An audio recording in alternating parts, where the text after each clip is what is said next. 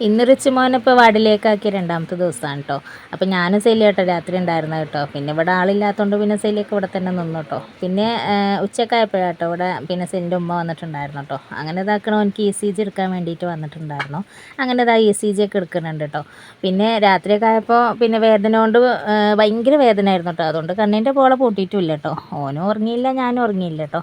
അങ്ങനെ ഇതാക്കണം. പിന്നെ ഇവിടെ ഈ റൂമിൽ പിന്നെ അധികം ആളുകളൊന്നും ഇല്ല കേട്ടോ. ഉള്ള ആളുകളൊക്കെ ഇങ്ങനെ ഡിസ്ചാർജ് ആയി പോകുന്നുണ്ട്. പിന്നെ വൈകുന്നേരമൊക്കെ ആയപ്പോൾ ഇതാക്കണേ പിന്നെ സെല്ലിൻ്റെ അനിയനും കുട്ടികളും എല്ലാവരും വന്നിട്ടുണ്ടായിരുന്നു കേട്ടോ. നമ്മൾ ആദ്യത്തെ വാർഡിൽ നിന്ന് രണ്ടാമത്തെ വാർഡിലേക്ക് നമ്മളാക്കിയിട്ടുണ്ടായിരുന്നു കേട്ടോ. അങ്ങനെ അതിൻ്റെ പിറ്റേന്നാണ് നമുക്ക് ഓപ്പറേഷൻ പറഞ്ഞിട്ടുണ്ടായിരുന്നു കേട്ടോ. അപ്പോൾ ഓനെ നമ്മൾ ഫസ്റ്റത്തെ കേസ് എടുത്തത് കേട്ടോ അവർ.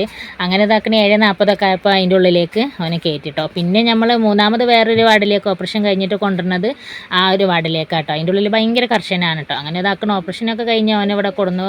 ഫസ്റ്റത്തെ ചെന്ന് കയറുന്ന ആ ഒരു കട്ടിലന്നെ കേട്ടോ നമുക്ക് കിട്ടിയിരിക്കുന്നത്. അങ്ങനെ ഇതാക്കണ ആൾ നല്ല ഉറങ്ങുകയാണ് കേട്ടോ. അങ്ങനെ പിന്നെ ഇതാക്കണം ഇതിൻ്റെ ഉള്ളിൽ ഭയങ്കര കർശനമാണ്. എന്താണെന്ന് വെച്ചാൽ ഉള്ളിൽ ഒരാൾ മാത്രമേ നിൽക്കാൻ പറ്റുള്ളൂ, പുറത്തേക്ക് അങ്ങനെ പോകാനൊന്നും പറ്റില്ല കേട്ടോ. ഒരു 3 ദിവസം ഭയങ്കര കർശനമാണ് കേട്ടോ. ഇൻഫെക്ഷനൊക്കെ കയറും എന്നൊക്കെ പറഞ്ഞിട്ട്. അപ്പം നമ്മളാണ് ഇതിൻ്റെ ഉള്ളിലേക്ക് ഫസ്റ്റ് വന്നത് കേട്ടോ. പിന്നെ നമ്മളെ തൊട്ടപ്പുറത്തൊരു പിന്നെ മോനെയും കൊണ്ട് വന്നിട്ടുണ്ടായിരുന്നു കേട്ടോ. അവർക്ക് പിന്നെ ഊഞ്ഞാല അടിയിട്ട് കൈ പൊട്ടിയിട്ട് വന്നതാണ് കേട്ടോ. പിന്നെ പെണ്ണുങ്ങളെ വാർഡിൽ ഒരാളുള്ളൂ കേട്ടോ. അങ്ങനെ അധികം ആളുകളൊന്നും ഇല്ല കേട്ടോ. പിന്നെ ഇതാക്കണ പിന്നെ ആൾ നല്ല പിന്നെ പകലൊക്കെ നല്ല ചിരിയും കളിയൊക്കെ ഉണ്ടാവും. പിന്നെ രാത്രി കഴിഞ്ഞാൽ കണ്ണിൻ്റെ പോള പൊട്ടാനായിരിക്കില്ല. കാരണം വേദന എടുത്തിട്ടാണ് ഭയങ്കര വേദന. കാരണം ഊരൊക്കെ കുറച്ച് ചതവും ഉണ്ടായിരുന്നു. പിന്നെ കാലിന് നല്ല പൊട്ടലും അല്ലേ.